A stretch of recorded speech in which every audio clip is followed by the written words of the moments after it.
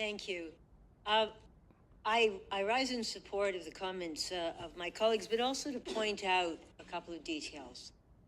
So the federal government, the Ports Authority, hid its environmental assessment for 9 years of the proposal that came out from Porter in 2013.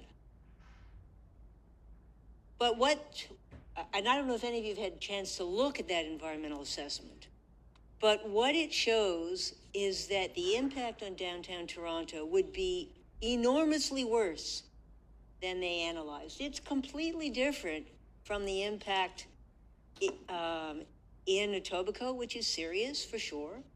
But all those subdivisions were planned and built knowing that that airport was there and intended to fly over them.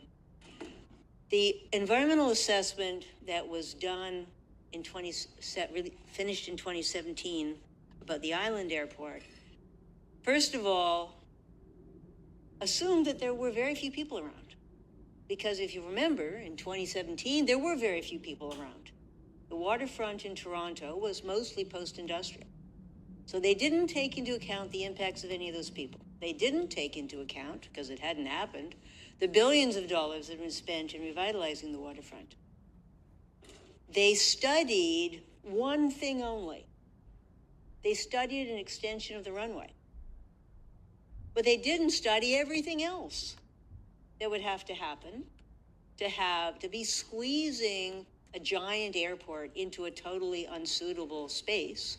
They didn't look at where do you put all the planes. They didn't look at how big does the terminal have to be. They absolutely didn't look at sewers. They didn't look at roads. They didn't look at any form of access. They didn't look at parking.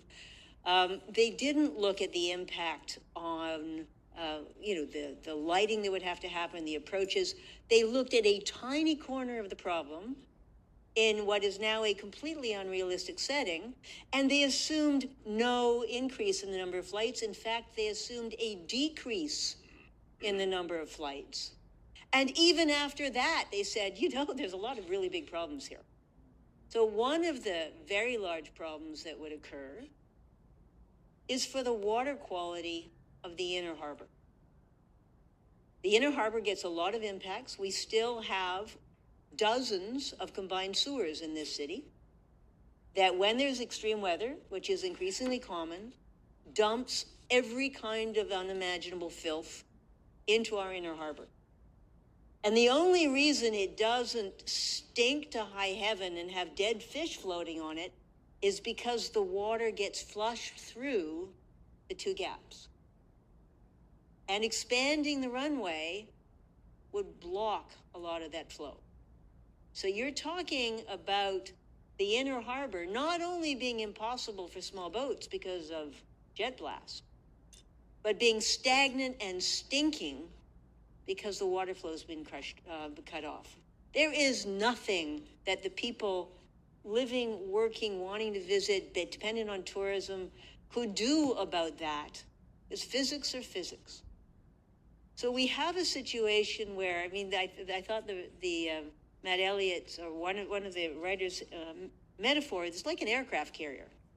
You've got a very small area where not much can be accommodated without things falling off the end, and there are enormous competing interests that are immensely important.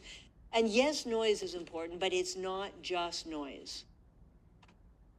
It would have a devastating effect on our downtown. It would have a devastating effect on our waterfront. It would have a devastating effect on all the people who in good faith have built or bought or occupied homes. It would have a devastating effect on the schoolyard.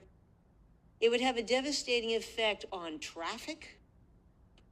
There's no way to accommodate this enormous growth, and there is no business case for it. We're constantly being lobbied that, this is good for the economy. But there has not been a shred of evidence to support it, not one.